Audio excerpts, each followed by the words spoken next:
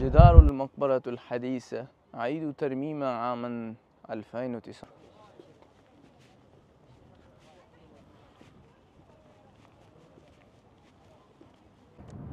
নাজিরিন, খুলাফায়ে রাশিদিনদের মধ্যে যারা এই খলিফা ছিলেন তাদের মধ্যে উমাইয়া অন্যতম। তারা এই প্যালেসগুলোকে লুক আফটার করেছেন, রিনোভেটেড করেছেন।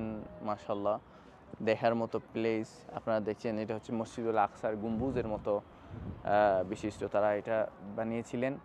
সো 1200 বছর আগের, রাসূল ইসলামের জন্মের পূর্বে 1200 বছর আগের নির্মিত এই প্যালেসগুলো কিন্তু।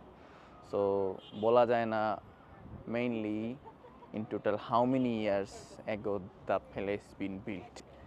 উমাইয়া খেলাফতের মধ্যে যদিও কোনো বিতর্কিত তাদের সম্পর্কে আছে, তাদের শাসন আমলে কারবালা ঘটনাটি সংঘটিত হয়।